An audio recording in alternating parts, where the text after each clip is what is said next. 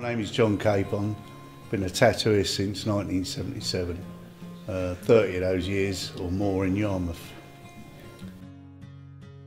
Really, I guess when I used to draw tattoos as a youngster, and when I first got one, the sort of magic captured me. And I started drawing for a tattooist and worked my way into the industry that way.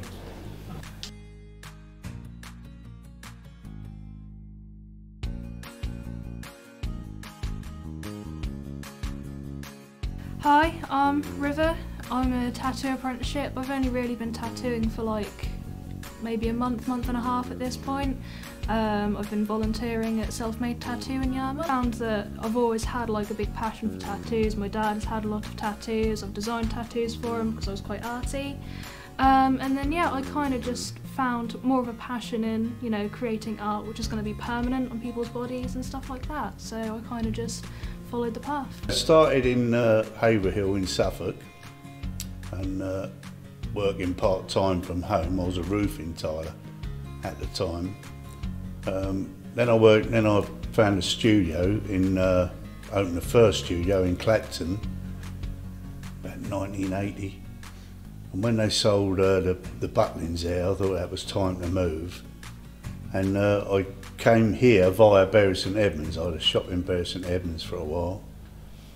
And then I came and opened up on the Wellington Pier about 1986, I believe.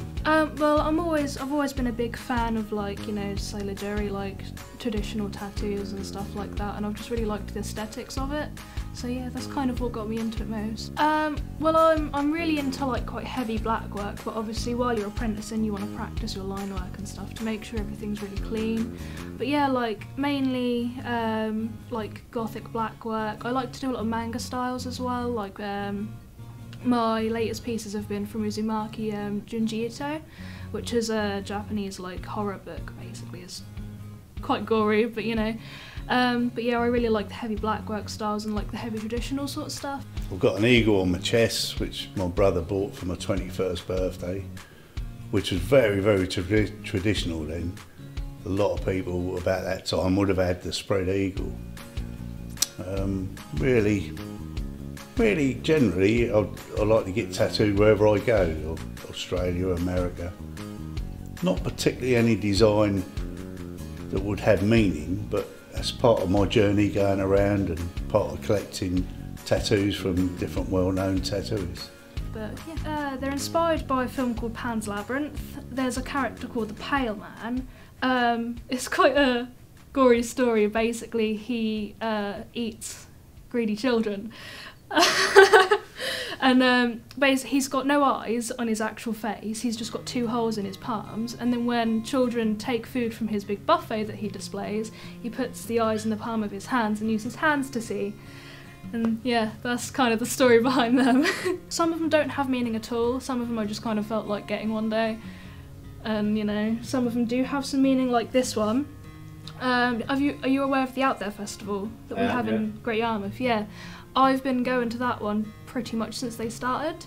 So last year, I found like a big piece of art on one of the homes, like because they obviously like live in their vans and stuff. One of them had done like a huge piece of art, and I had a conversation with the actual performer, and like it was a really, really deep conversation.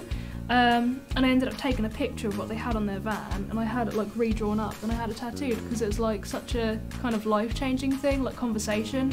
So yeah, I kind of got that done to remind myself of like that one thing that I go to every year that kind of keeps me pretty sane, to be honest. But yeah, other than that, most of them don't really have that much meaning, but